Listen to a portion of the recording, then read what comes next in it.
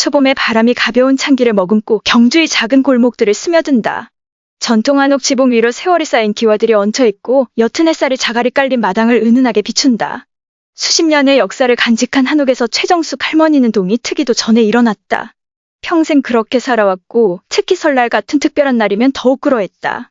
온 가족이 한자리에 모여 한 해를 돌아보며 담소를 나누는 날. 하지만 최근 몇 년 동안 그 기다림은 점점 희미해지고 불확실해졌다. 할머니는 앞치마를 메고 부엌으로 향했다. 준비해야 할 음식 목록이 길었다. 전날 시장에 다녀와 갈비찜에 쓸 가장 좋은 소고기를 골랐고 나물을 무칠 신선한 채소들을 하나하나 살폈으며 떡국을 끓일 쫄깃한 떡도 샀다. 손에 쥔 칼이 능숙하게 움직이며 고기를 썰고 채소를 다듬는 손길은 오랜 세월 몸에 밴 습관 그대로였다. 간장, 참기름, 마늘 볶는 향이 부엌에 퍼지며 명절 특유의 따스함이 공간을 감쌌다. 거실에서는 정우 할아버지가 나무 의자에 다리를 꼬고 앉아 조용히 신문을 읽고 있었다. 그는 부엌 쪽을 힐끔 바라보았지만 아무 말도 하지 않았다. 수십 년을 함께한 아내를 누구보다 잘 알기에 그녀는 응원이 필요하지도 도움을 바라지도 않는다는 것을 알고 있었다. 정숙 할머니에게 명절 음식 준비는 단순한 가사가 아니라 아이들을 위해 기꺼이 감당하는 기쁨이었다. 하지만 요즘 들어 그 기쁨 속에는 설명하기 어려운 불안이 함께 자리 잡고 있었다. 할머니는 앞치마에 손을 닦고 테이블 위에 놓인 휴대전화를 집어들었다. 그리고 장남 민재에게 메시지를 보냈다. 올해는 올 수 있니? 잠시 후 화면이 반짝이며 짧은 답장이 도착했다. 엄마, 일이 너무 바빠서 좀 더 봐야 할 것 같아요. 할머니는 몇 초간 가만히 멈춰 있었다. 손가락이 천천히 화면을 스쳤다. 뭔가 더 적고 싶었지만 결국 아무 말도 덧붙이지 않고 휴대전화를 내려놓았다. 조용히 한숨을 쉬며 이런 애매한 대답은 이번이 처음이 아니었다. 할머니는 이번엔 막내 지원에게 전화를 걸었다. 벨이 울리자마자 밝은 목소리가 반갑게 들려왔다. 엄마, 잘 지내세요? 그 말에 마음이 조금 놓였다. 적어도 지원이는 여전히 자신을 신경 써주는 듯했다. 몇 마디 안부를 나눈 후 조심스럽게 물었다. 설에 올 수 있니? 지원은 잠시 머뭇거렸지만 곧 대답했다. 최대한 일정 맞춰볼게요. 꼭 할게요. 그 말은 마치 위안이 되는 약 같은 느낌이었다. 하지만 할머니는 그것이 단순한 약속일 뿐이라는 것도 알고 있었다.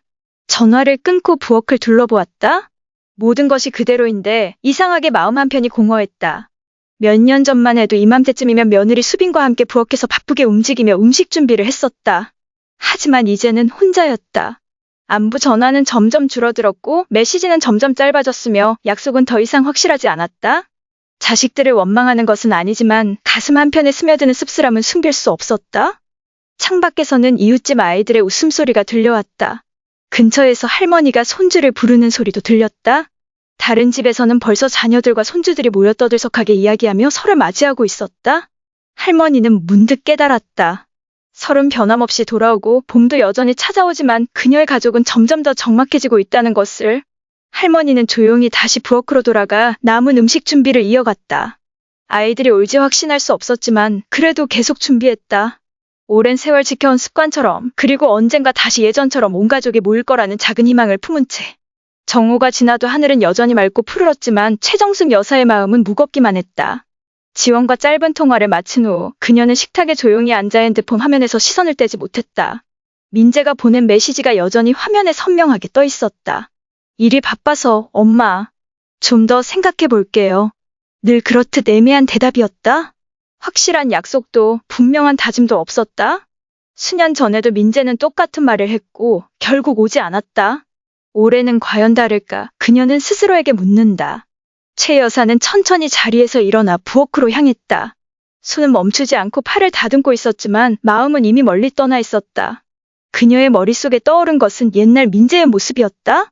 어릴 적 설날이면 민재는 항상 그녀의 뒤를 졸졸 따라다니며 자신도 음식을 만들겠다며 떼를 쓰곤 했다. 하지만 자라면서 유학을 가고 직장을 다니고 결혼을 하면서 어느 순간부터 모든 게 변해버렸다.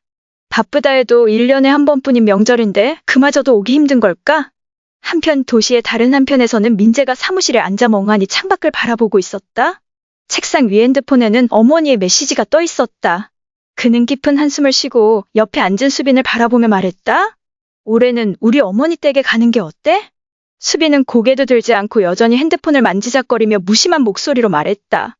또 시골 가야 해? 매년 가는 것도 지겨워. 겨우 며칠 쉬는 날인데 또 부엌에서 음식 만들고 일만 해야 하잖아. 회사에서도 힘든데 거기 가면 더 피곤해. 그냥 우리 여행 가는 게 낫지 않아? 민재는 아무 말도 하지 않았다. 그는 아내의 마음을 잘 알고 있었다. 수빈은 명절을 한 번도 좋아한 적이 없었다. 시댁에 갈 때마다 늘 귀찮은 표정이었고 뭘 하든 의욕이 없어 보였다. 가지 않으면 어머니가 분명 서운해하실 테고 간다면 수빈의 투정을 들어야 한다. 민재는 핸드폰 화면을 다시 한번 바라본 후 메시지를 보냈다. 아직 잘 모르겠어요, 엄마. 아마 일이 바쁠 수도 있어요. 아내가 가기 싫어한다는 말도 본인조차도 그 어색하고 무거운 분위기 속으로 들어가는 게 내키지 않는다는 말도 차마 할 수 없었다. 집에서는 최정숙 여사가 그 메시지를 받았다. 그녀는 한참 동안 핸드폰 화면을 바라보다가 결국 그녀는 애써 아무렇지 않은 척 다시 일에 집중하려 했지만 마음은 쉽사리 가라앉지 않았다. 창밖에서는 이웃들이 분주하게 집안을 정리하고 자식들과 손주들을 맞을 준비를 하고 있었다. 하지만 그녀의 집에는 과연 누가 올까 확신할 수 없었다. 해가 저물 무렵 그녀는 다시 식탁에 앉아 핸드폰을 들여다보았다. 여전히 민재나 수빈에게서 온 메시지는 없었다.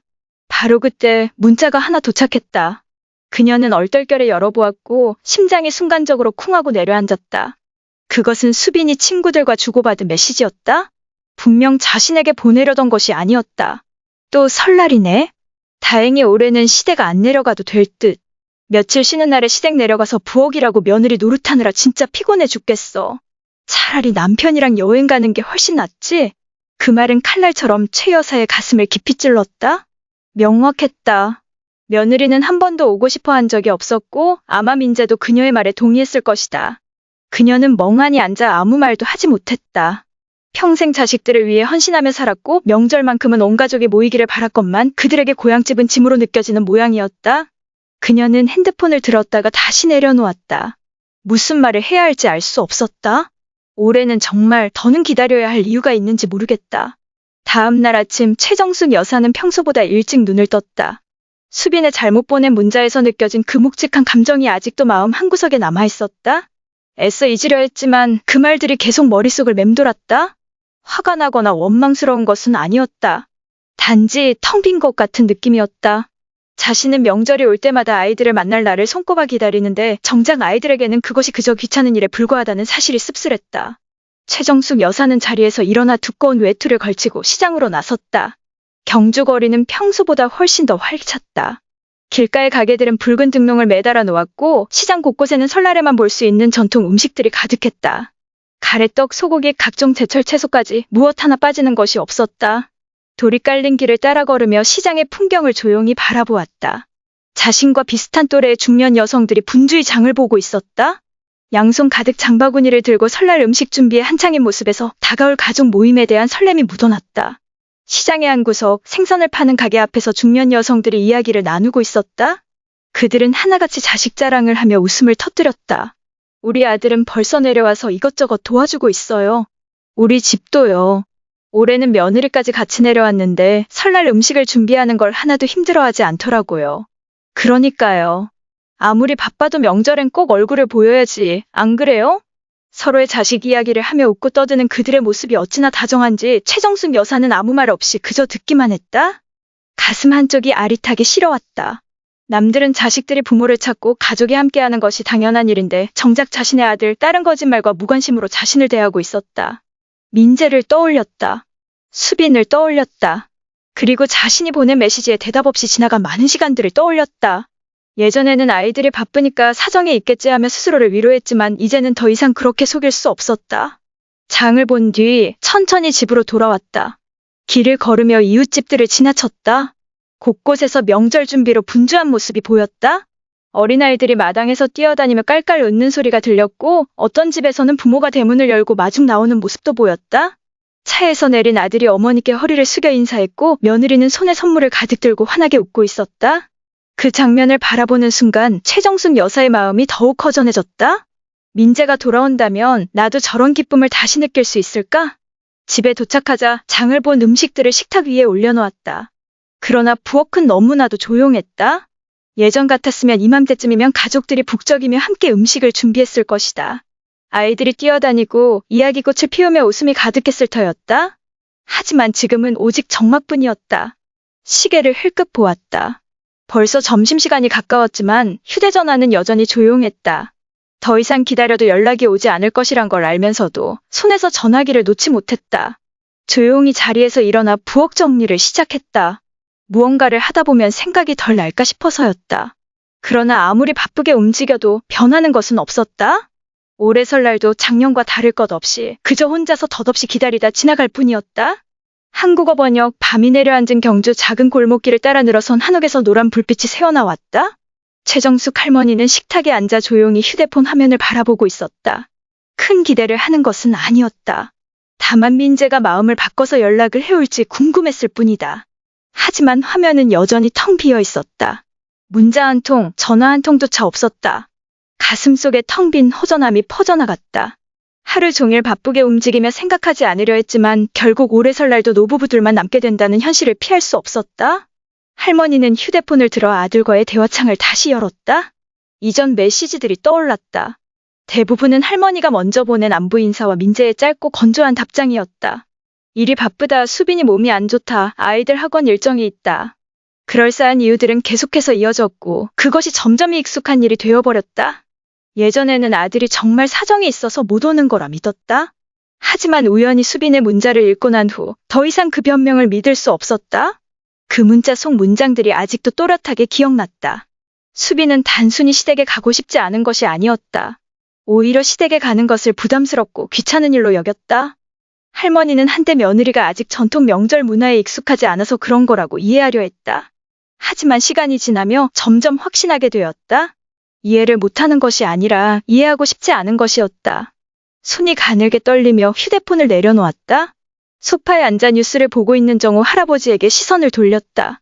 남편은 민재가 못 온다는 소식을 듣고도 아무 말 없이 담담하게 받아들이는 듯했다. 오랜 세월 동안 자식들의 변화를 겪으며 기대를 접은 듯했다. 하지만 할머니는 그렇지 않았다. 평생을 가족을 위해 살아왔고 언제든 아이들이 돌아올 수 있는 따뜻한 집을 만들기 위해 노력해왔다. 그런데 이제는 그 공간이 점점 더 허전해지고 있었다. 할머니는 자리에서 일어나 부엌으로 향했다. 설렘 없는 손길로 음식을 다시 준비하기 시작했다. 가스레인지 위에서는 떡국령 육수가 은근히 끓고 있었다. 소고기와 다시마가 우러나며 구수한 향이 주방을 가득 채웠다. 미리 썰어둔 하얀 떡국떡이 옆에 놓여 있었다. 그 외에도 완성된 음식들이 가지런히 놓여 있었다. 노릇노릇 부친 전, 싱그러운 나물 반찬, 윤기가 자르르 흐르는 갈비찜. 모든 것이 완벽했다. 하지만 그 음식을 함께 먹어줄 가족은 없었다. 갑자기 전화벨 소리가 울려 퍼졌다. 할머니는 얼른 손을 닦고 휴대폰을 집어들었다. 아주 작은 희망이 마음 한구석에서 피어올랐다.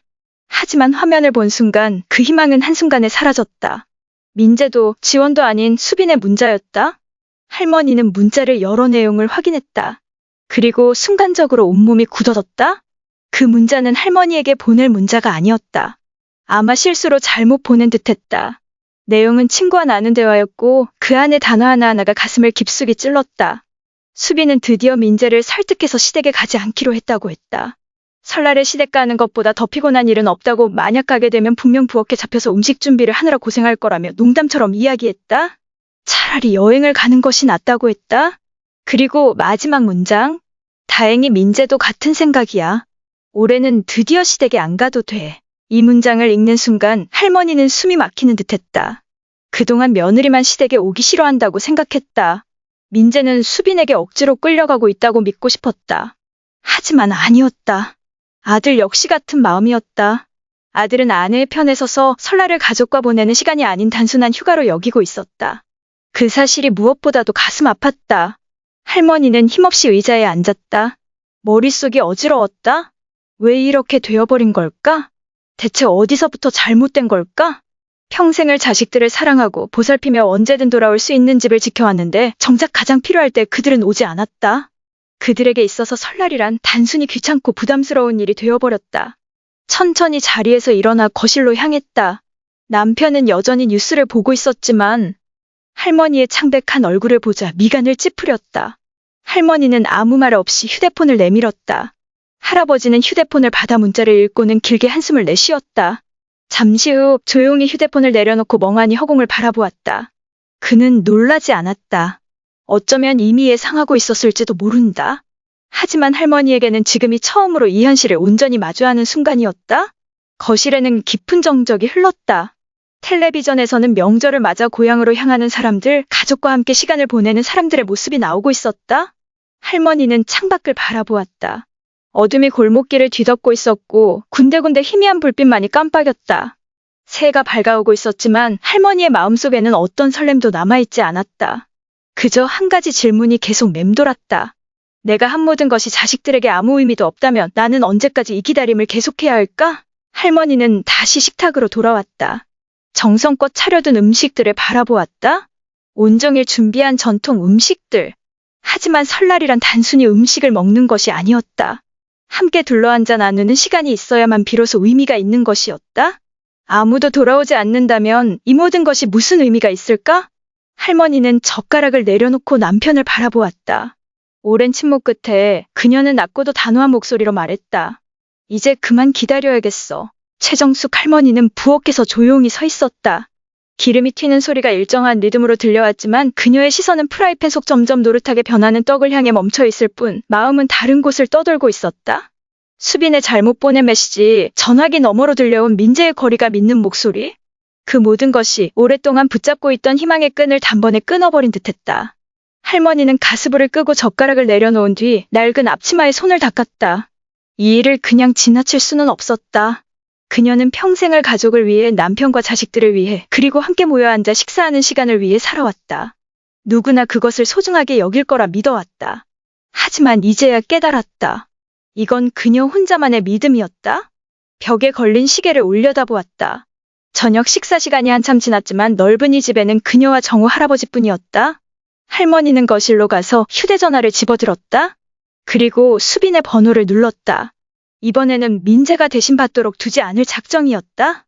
벨소리가 길게 울린 후 드디어 전화가 연결되었다. 수빈의 뒤로는 레스토랑인지 카페인지 모를 시끌벅적한 음악 소리와 사람들의 웅성거림이 들려왔다.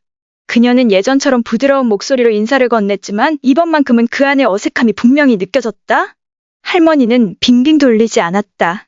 곧바로 메시지에 대해 물었다. 자신이 그 내용을 다 읽었으며 수빈의 진심이 무엇인지 알게 되었다고 말했다. 이제는 변명할 이유도 피할 방법도 없었다. 그녀는 수빈의 입에서 직접 그 진실을 듣고 싶었다. 한동안 아무런 소리도 들리지 않았다. 그리고 마침내 수빈이 입을 열었다. 하지만 이번에는 더 이상 당황한 목소리가 아니었다. 오히려 너무나 담담해서 더 아프게 느껴졌다. 어머님, 오해하신 거예요. 그냥 친구들과 장난으로 한 말일 뿐이에요. 그러나 그녀의 목소리에는 진심이 담겨 있지 않았다. 단순한 변명, 별건 아닌 일이라는 듯한 태도. 할머니는 조용히 눈을 감고 깊이 숨을 들이마셨다. 더 이상 화가 나지도 않았다. 오로지 피로함만이 밀려왔다. 평생을 이해하려 했으며 가정을 지키기 위해 노력했지만 결국 그녀가 마주한 것은 차가운 무관심뿐이었다. 더 이상 말다툼을 할 필요도 없었다. 할머니는 단순히 알겠다라고만 말한 뒤 수빈이 더 무슨 말을 하기도 전에 전화를 끊었다. 휴대전화를 테이블 위에 내려놓고 의자에 몸을 기댔다. 창밖을 바라보니 어둠이 내려앉은 거리에 불빛이 하나둘 켜지고 있었다. 전마다의 집에서는 가족들이 모여 따뜻한 저녁을 보내고 있을 터였다. 하지만 이 집에는 오직 고요함만이 가득했다. 정우 할아버지는 여느 때처럼 조용히 신문을 읽고 있었지만 아내의 표정을 본 순간 깊은 한숨을 내쉬었다. 그는 신문을 내려놓고 잠시 그녀를 바라보았다. 입을 열지 않아도 무엇을 묻고 싶은지 할머니는 알고 있었다. 할머니는 천천히 고개를 저었다. 더 이상의 말이 필요 없었다. 올해도 작년과 마찬가지로 아이들은 돌아오지 않을 것이다. 하지만 이번에는 다시 기약할 희망조차 없을지도 몰랐다. 조용히 흘러가는 섣달금은 밤. 익숙한 발걸음 소리도 왁자지껄한 대화 소리도 없는 적막한 집안. 그저 벽에 걸린 시계의 똑딱거리는 소리와 부엌 불빛이 나무바닥 위로 길게 들이운 그림자만이 공간을 채우고 있었다. 최정숙 할머니는 식탁 앞에 앉아 조용히 차려진 음식들을 바라보았다. 새하얀 떡국이 담긴 그릇, 바삭하게 부친 전, 푸꾸와 부드러워진 갈비찜. 매년 그렇듯이 정성껏 준비했지만 올해는 함께 앉아줄 가족이 없었다. 거실에서 나오던 정우 할아버지가 그런 아내를 조용히 바라보았다. 그는 아무 말 없이 식탁 앞에 앉아 젓가락을 들었다. 평생 의례적인 가정 행사는 크게 신경 쓰지 않았던 그였지만 오늘 밤 아내의 여전한 모습 앞에서 왠지 가슴 한구석이 서늘해졌다. 하지만 최정숙 할머니는 여전히 젓가락을 들지 않았다. 그녀의 시선은 식탁 위에 휴대폰에 머물렀다. 어두운 화면, 오지 않는 메시지, 걸려오지 않는 전화. 아무리 바쁘더라도 오늘만큼은 아이들이 부모를 기억할 거라고 믿었는데 그녀는 천천히 눈을 감았다. 그 기대가 얼마나 부질없는 것이었는지 그저 조용한 휴대폰 화면이 말해주고 있었다. 잠시 후 할머니는 자리에서 일어나 식탁을 치우기 시작했다. 더 이상 입맛이 없었다. 정우 할아버지는 무슨 말을 하려다 결국 입을 다물었다. 이 순간 어떤 말도 아내의 허전함을 덜어줄 수 없음을 알았기 때문이다. 그저 묵묵히 그녀와 함께 식기를 정리할 뿐이었다. 할머니는 차곡차곡 음식을 용기에 담아 냉장고에 넣었다. 내일은 이웃에게 조금 나눠줘야겠다. 여기 둬봤자 아무도 먹지 않을 것이 분명했다. 이 음식들은 그녀가 설레는 마음으로 준비했던 것들이다. 가족과 함께 나누기를 기대하며 정성을 담았던 것들이다. 그런데 이제는 그저 부담스러운 짐이 되어버렸다. 한참 동안 냉장고 문을 바라보던 할머니는 깊은 한숨을 쉬었다. 예전 같았으면 지금쯤 집 안은 웃음소리로 가득했을 것이다. 어린 민재는 세뱃돈을 빨리 받고 싶어 식탁 주위를 돌며 제잘댔고 지원이는 제사상을 정리하며 학교에서 있었던 일들을 엄마에게 들려주곤 했다. 그러나 이제 그 모든 장면들은 그저 머릿속에서만 존재하는 기억이 되어버렸다. 시간은 너무 빨리 흘렀고 당연하다고 여겼던 것들은 더 이상 당연하지 않게 되었다. 할머니는 다시 거실로 돌아와 소파에 앉았다. 그러곤 습관처럼 휴대폰을 열고 수빈의 메시지를 다시 읽었다. 또 설날이네요. 다행히 올해는 시댁에 안 가도 될 것 같아요. 명절마다 부엌에서 시집살이하는 거 정말 지긋지긋해요. 차라리 남편이랑 여행 가는 게 100배 낫죠. 할머니는 그 문장을 수십 번도 더 읽었다. 그리고 그때마다 가슴이 저며왔다. 수빈의 말이 너무 가혹해서가 아니었다. 그것은 단순한 불평이 아니라 그녀에게 이 집은 결코 자기 집이 아니었음을 보여주는 증거였기 때문이다. 그리고 무엇보다도 자신이 그렇게 아끼고 길러온 민재마저도 그 무관심을 방관하고 있었다는 사실이 더 아팠다. 할머니는 조용히 한숨을 내쉬었다. 정우 할아버지는 이미 깊이 잠들어 있었지만 할머니는 여전히 창밖을 바라보며 앉아 있었다. 겨울바람이 마당을 스치고 마른 나뭇가지들이 가볍게 흔들렸다. 그 모습을 보며 할머니는 깨달았다. 이 집도 나도 오래되고 쓸쓸하고 잊혀져 가는구나. 평생을 가족을 위해 살았다. 수많은 명절을 보내며 한결같이 음식을 준비하고 선물을 마련하고 세뱃돈을 챙겼다. 늘 아이들을 위해 최선을 다했다. 그래서 언젠가는 그 마음이 전해질 거라 믿었다. 아이들이 아무리 멀리 있어도 결국에는 돌아올 거라고 믿었다. 하지만 현실은 그녀가 바랐던 것과는 달랐다. 할머니는 휴대폰을 다시 집어들었다. 그러나 이번에는 메시지를 확인하려는 것이 아니었다. 그녀는 스스로에게 말하고 있었다. 이제는 기다리지 말자. 할머니는 휴대폰을 내려놓고 자리에서 일어섰다. 부엌 불을 끄고 천천히 안방으로 향했다. 그리고 수십 년 만에 처음으로 아이들에게 새해 인사를 전하기 위해 자정이 지나도록 깨어있을 필요가 없다는 것을 깨달았다. 왜냐하면 기다린다고 해서 반대편에서 누군가 그 인사를 기다리고 있는 것은 아니었으니까. 설날 아침 창문 너머로 희미한 햇살이 커튼을 비집고 들어와 조용한 부엌을 비추고 있었다. 최정숙 할머니는 여전히 식탁 앞에 앉아 있었다. 어젯밤 미리 정리해둔 깔끔한 식탁, 온종일 분주히 준비했던 흔적들이 남아있었지만 지금은 그저 적막함만이 가득했다. 휴대폰은 여전히 식탁 위에 놓여 있었다. 화면은 어두웠고 한 통의 전화도 한 줄의 문자도 없었다. 천천히 휴대폰을 집어들고 연락처를 열었다. 손가락이 민재의 이름 위에 멈췄다가 이내 힘없이 내려왔다. 더는 거절의 말을 듣고 싶지 않았다. 더는 헛된 희망으로 스스로를 괴롭히고 싶지 않았다. 그때 조용한 공기를 가르는 벨소리가 울렸다. 급히 휴대폰을 들여다보았지만 화면에 뜬 이름은 익숙한 지원이었다. 순간 실망감이 스쳤지만 할머니는 이내 통화 버튼을 눌렀다. 수화기 너머로 들려오는 지원의 목소리는 맑았지만 어딘가 조심스러움이 묻어 있었다. 엄마, 잘 지내? 아침은 드셨어요? 최정숙 할머니는 고개를 끄덕였지만 딸이 볼 수 없다는 걸 깨닫고 조용히 대답했다. 괜찮아. 늘 그렇지 뭐. 그러나 지원은 무언가 평소와 다름을 느꼈다. 잠시 침묵하던 그녀가 조심스럽게 물었다. 엄마, 오빠는 안 왔어요? 그 말에 가슴이 먹먹해졌다. 대답하고 싶지 않았지만 그렇다고 피할 수도 없었다. 결국 깊은 한숨과 함께 짧게 말했다. 안 왔어. 전화도 없고 문자도 없네. 수화기 너머로 지원도 한동안 말이 없었다. 그러다 조용하지만 단단한 목소리로 말했다. 엄마, 이제 그만 기대하세요. 오빠는 변하지 않을 거예요. 최정숙 할머니는 아무 말도 하지 않았다. 지원의 말이 새로운 것은 아니었다. 하지만 그 말을 직접 딸의 입에서 듣자 어딘가 가슴 깊숙한 곳이 무너지는 듯한 기분이 들었다. 엄마는 평생을 가족을 위해 희생하셨는데 결국 돌아온 건 무관심뿐이에요. 할머니는 천천히 눈을 감았다. 오랜 기억들이 머릿속을 스쳤다. 어릴 적 민재는 늘 엄마를 따라다니며 부엌일을 돕겠다고 졸랐다. 조금 더 자라서는 설날마다 바쁘더라도 꼭 집에 오겠다고 약속하곤 했다. 그러나 결혼한 후 그는 점점 변했다. 약속은 점점 흐릿해졌고 전화는 짧아졌다. 그리고 이제는 새해 인사 한마디조차 들을 수 없게 되었다. 엄마, 이제는 남을 기다리지 마세요. 엄마 자신을 위해 사셔야죠. 지원의 말이 계속 머릿속을 맴돌았다. 아무리 다른 일로 생각을 돌리려 해도 그 말들이 떠나질 않았다. 할머니는 부엌을 바라보았다. 설을 위해 미리 사둔 재료들이 고스란히 남아있었다. 냉장고 속 소고기, 싱싱한 파 한 다발. 예전 같았으면 더 많은 음식을 준비하며 혹시라도 찾아올 손님을 맞을 준비를 했을 것이다. 하지만 오늘은 아무것도 하고 싶지 않았다. 할머니는 조용히 집을 나섰다. 천천히 거리를 걸었다. 날씨는 쌀쌀했지만 따스한 햇살 덕분에 한결 부드러웠다. 거리에는 가족들이 함께 모여 웃고 떠드는 모습이 보였다. 한복을 입은 아이들이 깡충깡충 뛰어다녔다. 작은 식당들이 하나둘 문을 열기 시작했고 따뜻한 국물 냄새가 공기 중에 퍼졌다. 할머니는 발길을 멈췄다. 눈앞에 작은 카페가 보였다. 설날 아침 수십 년 만에 처음으로 집이 아닌 카페 문을 열었다. 따뜻한 차 한 잔을 주문한 후 창가에 앉았다. 유리창 너머로 보이는 거리? 오가는 사람들. 모두 각자의 삶을 살아가고 있었다. 아무도 자신이 누구인지 신경 쓰지 않았다. 그런데도 이상하게 그 사실이 마음을 가볍게 했다. 할머니는 지원의 말을 떠올렸다. 정말 그 말이 맞을까? 정말 이제는 기다릴 필요가 없을까?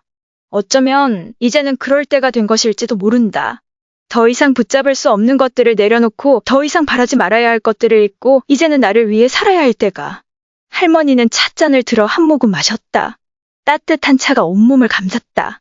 수많은 새해 아침 중에서 올해 처음으로 마음이 조금은 가벼워진 것 같았다. 설날 이틀째 아침 최정숙 할머니는 평소보다 늦게 눈을 떴다. 매년 이맘때면 아침 일찍 일어나 부엌으로 향하곤 했지만 오늘은 침대에 앉아 한참 동안 창밖을 바라보았다. 해는 이미 높이 떠 있었고 따뜻한 햇살이 방 안을 가득 채우고 있었지만 할머니의 마음속에는 아직도 어젯밤의 생각들이 맴돌고 있었다. 지원과 나눈 대화가 머릿속을 떠나지 않았다. 하나하나 곱씹을수록 그 말들이 마치 오랫동안 잊고 있던 진실을 일깨우는 듯했다.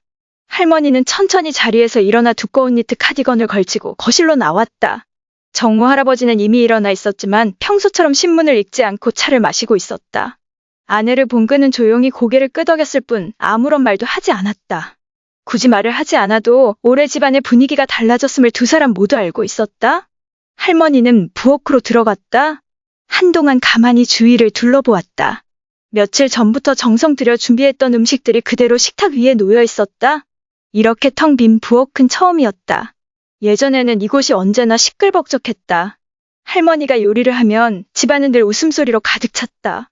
민재는 정호 할아버지와 함께 앉아 일 이야기를 나누었고 지원은 부엌으로 뛰어들어와 도와주겠다며 작은 손을 바쁘게 움직였다. 그러나 이제 그것들은 모두 지나간 기억일 뿐이었다. 할머니는 천천히 앞치마를 풀었다. 조심스레 접어 식탁 위에 올려놓으며 문득 깨달았다. 더 이상 이 모든 것을 계속할 필요가 없다는 것을. 자식들이 더 이상 이 전통을 소중하게 여기지 않는다면 자신이 억지로 이를 지킬 이유도 없었다. 그녀는 고개를 돌려 남편을 바라보았다. 할아버지는 변함없이 조용한 얼굴이었지만 이번만큼은 그 눈빛 속에 묵묵한 공감이 서려 있었다. 두 사람 모두 이제는 너무도 지쳐 있었다. 끝없는 기다림에 계속된 실망에 더 이상 과거에 묶여있을 필요가 없었다. 이제는 자신들을 위해 살아야 할 때였다. 그날 점심 할머니는 오랜 습관을 깨고 밖으로 나가기로 했다. 그녀가 외출 준비를 하자 정우 할아버지는 잠시 놀란 듯했지만 이내 미소를 지었다. 설날이면 언제나 집을 지키던 아내가 명절 이틀째 되는 날 외출을 결심한 것은 처음 있는 일이었다. 그러나 그녀는 더 이상 같은 삶을 반복하고 싶지 않았다. 할머니는 천천히 거리를 걸었다. 곳곳의 식당과 카페들은 명절에도 불구하고 문을 열고 손님을 맞이하고 있었다. 가족 단위로 산책을 나온 사람들, 아이들의 웃음소리. 그 풍경을 바라보며 할머니는 가슴 한구석이 살짝 시린 것을 느꼈다. 하지만 이번만큼은 그것이 아프게 느껴지지 않았다. 할머니는 오래전부터 지나치기만 했던 작은 카페에 들어갔다. 은은한 나무향과 갓볶은 커피 냄새가 공간을 가득 채우고 있었다. 창가 자리로 가앉아 따뜻한 차 한 잔을 주문했다. 유리창 너머로 보이는 활기찬 거리. 그 모습을 바라보며 할머니는 문득 깨달았다. 자신이 어떤 기분이든 상관없이 세상은 여전히 움직이고 있었다. 그때 휴대전화가 울렸다. 할머니는 화면을 확인했다. 민재도 수빈도 아니었다. 지원이었다. 엄마, 아침 드셨어요? 짧은 메시지와 함께 지원이 자신의 아침 식사를 찍어보낸 사진이 첨부되어 있었다. 할머니는 미소를 지으며 천천히 답장을 입력했다. 그날 오후 집으로 돌아온 할머니의 마음은 한결 가벼웠다. 문을 열고 들어서자 정호 할아버지가 그녀를 바라보았다. 마치 무엇인가를 기다리고 있는 듯한 표정이었다. 할머니는 가방을 내려놓고 남편에게 말했다. 올해부터는 더 이상 기다리지 않기로 해요. 할아버지는 잠시 그녀를 바라보다가 천천히 고개를 끄덕였다. 마치 이미 오래전부터 준비되어 있던 대답처럼 망설임 없는 동이었다. 그날 저녁 오랜 시간 이어져 온 설날의 전통을 내려놓기로 했다. 제사상을 차리는 대신 두 사람은 함께 강변을 따라 걸었다. 밤 공기가 차가웠지만 바람은 기분 좋게 불어왔다. 둘은 말없이 나란히 걸었다. 굳이 많은 말을 하지 않아도 서로의 마음을 충분히 이해할 수 있었다. 이제는 놓아줄 때가 되었다. 이제는 오롯이 자신을 위한 삶을 살아야 했다. 할머니는 조용히 미소 지었다. 그리고 그 어느 때보다도 가벼운 마음으로 밤하늘을 올려다보았다. 저녁이 되어 최정숙 할머니는 그 어느 때보다도 홀가분한 마음으로 집에 돌아왔다. 오랜만에, 아니 몇 년 만에 처음으로 부엌에서 분주히 움직이지도 않았고 헛된 기다림을 하지도 않았다. 대신 정호 할아버지와 함께 산책을 하고 작은 카페에서 따뜻한 차를 마시며 여유로운 시간을 보냈다. 예전 같았으면 생각지도 못할 일이었다. 어둠이 내려앉은 저녁, 할머니는 생강차 한 잔을 따라 식탁에 앉았다. 테이블 위에 놓인 휴대전화를 바라보았다. 민재에게서 온 문자도 부재중 전화도 없었다. 하지만 이번에는 더 이상 초조해하지 않았다. 이제는 받아들여야 할 때였다. 누군가 바라는 적조차 없는 희망이라면 더 이상 붙잡을 이유도 없었다. 할머니가 휴대전화를 끄려는 순간 새로운 알림이 떴다. 수빈이었다. 그녀는 천천히 화면을 눌러 메시지를 열었다. 어머님, 올해는 아무것도 준비 안 하셨나요? 짧은 한 줄의 문장. 그 안에는 미안함도 후회도 없었다. 단순한 질문일 뿐이었다. 마치 할머니가 예전처럼 모든 것을 준비하고 기다리는 것이 당연한 일이라는 듯한 태도였다. 할머니는 가만히 메시지를 바라보다가 문득 피식 웃음을 지었다. 화도 나지 않았고 슬프지도 않았다. 다만 모든 것이 선명하게 보일 뿐이었다. 설령 돌아오지 않더라도, 설령 그녀가 해온 모든 것을 대수롭지 않게 여기더라도 수빈은 여전히 할머니가 이 전통을 이어가야 한다고 생각하는 것이었다. 늘 그래왔듯 정성껏 차리고 묵묵히 기다리고 희생하는 것이 당연하다고 여기는 것이었다. 할머니는 바로 답장을 보내지 않았다. 대신 찻잔을 들고 조용히 한 모금 마셨다. 그리고 천천히 휴대전화를 집어들고 한 글자 한 글자 또박또박 눌렀다. 이제는 더 이상 그럴 필요가 없단다. 나도 내 삶이 있거든. 메시지를 보내고 휴대전화를 내려놓았다. 마음 한구석이 전에 없이 홀가분했다. 몇 분 뒤 휴대전화가 진동했다. 이번에는 민재였다. 그는 전화를 걸어왔다. 할머니는 화면을 바라보았다. 하지만 이번에는 예전처럼 서둘러 받지 않았다. 벨소리가 한참 울리도록 가만히 두었다가 마침내 천천히 전화를 받았다. 엄마, 올해는 왜 아무것도 안 하셨어요? 왜 예전처럼 전화해서 우리한테 오라고 하지 않으셨어요? 민재의 목소리에는 약간의 당황함과 불만이 섞여 있었다. 그는 여전히 할머니가 언제나처럼 똑같이 행동해 줄 거라 믿고 있었다. 하지만 이번에는 달랐다. 할머니는 조용히 그의 말을 다 듣고 나서야 입을 열었다. 이제는 오고 싶지 않은 사람들을 기다리지 않기로 했단다. 평생을 가족을 위해 살아왔어. 자식들을 위해 모든 걸 해왔고, 하지만 이제는 나 자신을 위해 무언가를 해보려 한다. 할머니의 목소리에는 화도 원망도 없었다. 그저 담담한 진실이 담겨 있었다. 한동안 민재는 아무 말도 하지 않았다. 늘 당연하게만 여겼던 어머니의 희생과 기다림이 사실은 당연한 것이 아니었음을 깨닫고 있는 듯했다. 잠시 후 그는 짧게 대답했다. 알겠어요, 엄마. 그렇게 통화는 끝났다. 하지만 이번에는 허전하지 않았다. 할머니는 휴대전화를 내려놓고 창밖을 바라보았다. 오늘 밤 하늘은 맑고 달빛은 골목길을 부드럽게 비추고 있었다. 수십 년을 살아온 이곳이 오늘따라 더 조용하고 평온하게 느껴졌다. 할머니는 천천히 숨을 들이마셨다. 이제는 확신할 수 있었다. 내일부터는 오직 자신의 방식대로 삶을 즐길 것이다. 불확실한 것에 기대를 걸지도 소중히 여기지 않는 것들에 자신을 묶어두지도 않을 것이다. 마침내 완전히 놓아버릴 수 있었다. 그리고 한결 가벼운 마음으로 미소 지었다. 1년이 지나고 다시 설날이 다가왔다. 경주의 하늘은 맑고 투명했으며 이른 봄의 차가운 바람 속에서도 매화 가지마다 꽃망울이 조금씩 터지기 시작했다. 거리에는 여전히 설 준비로 분주한 사람들의 모습이 가득하고 높이 걸린 붉은 등롱들이 바람에 흔들렸다. 찹쌀떡의 은은한 냄새가 공기 속에 퍼져 있었다. 그러나 올해 최정숙 여사는 더 이상 부엌에서 분주히 움직이지 않았다. 정성스럽게 음식을 차려놓고 자식들을 기다리던 그 예전의 모습은 이제 찾아볼 수 없었다. 아침이 되자 그녀는 정호 씨와 함께 여행 가방을 정리하고 있었다. 두 사람은 부산으로 떠날 준비를 하고 있었다. 더 이상 명절을 기다림 속에서 보내지 않겠다고 결심한 것이다. 자식들에게 돌아오라고 독촉하는 메시지도 보내지 않았다.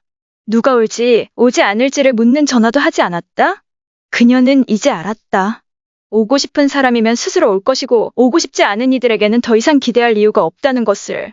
짐을 다시 한번 점검하고 있을 때 전화벨이 울렸다. 화면에 뜬 이름은 민재였다. 최 여사는 휴대폰을 잠시 바라보다가 천천히 전화를 받았다. 아들의 목소리에는 조금 망설임이 묻어 있었다.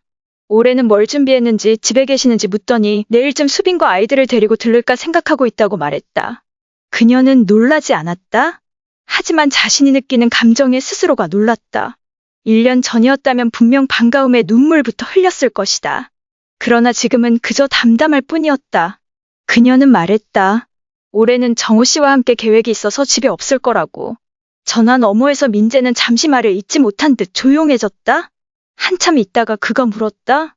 어머니는 어디로 가시느냐고, 언제 돌아오시느냐고. 그러나 이번에는 최 여사가 서둘러 설명하지 않았다. 그 어떤 변명도 하지 않았다. 자신이 선택한 결정에 더 이상 흔들리지 않았다. 그녀는 조용히 말했다. 이제는 명절을 다른 방식으로 보내고 싶다고. 누군가가 집으로 오고 싶다면 집은 여전히 그 자리에 있을 것이지만 자신은 더 이상 그들을 기다리는 사람으로 남지 않겠다고. 민재는 더 이상 아무 말도 하지 않았다. 결국 그는 짧게 한마디만 남기고 전화를 끊었다. 그녀는 핸드폰을 내려놓으며 묘한 평온함을 느꼈다. 헛된 기다림도 잊혀진 슬픔도 이제는 없었다. 그녀는 진정으로 내려놓을 수 있었다. 정오가 지나 기차가 출발했다. 최 여사와 정호 씨는 부산으로 향했다. 그녀는 창가에 앉아 스쳐 지나가는 풍경을 바라보았다. 겨울이 지나 앙상한 들판들, 고요히 흐르는 강물, 안개 속에 희미하게 보이는 산맥들. 오랜만에, 아니 어쩌면 처음으로 그녀는 진정한 설날을 보내고 있다고 느꼈다. 부엌이 아닌, 기다림이 아닌 자신의 길 위에서 보내는 명절이었다. 그날 저녁 바닷가를 산책하던 중 새 메시지가 도착했다. 민재였다. 엄마, 새해 복 많이 받으세요. 단 한 문장이었다. 1년 전이었다면 그녀는 그 한마디에 울컥했을 것이다. 하지만 지금 그녀는 조용히 미소 지었다. 그녀는 핸드폰을 주머니에 넣고 천천히 모래사장을 걸었다. 차가운 바닷바람이 얼굴을 스치고 발끝에 부드러운 모래가 닿았다. 인생에서 처음으로 설날이 기다림이 아닌 새로운 시작처럼 느껴졌다. 이제 그녀는 자신의 삶을 살아가고 있었다. 그리고 그 삶은 그녀가 오랫동안 잊고 있었던 방식으로, 스스로 누릴 수 있는 방식으로 흘러가고 있었다.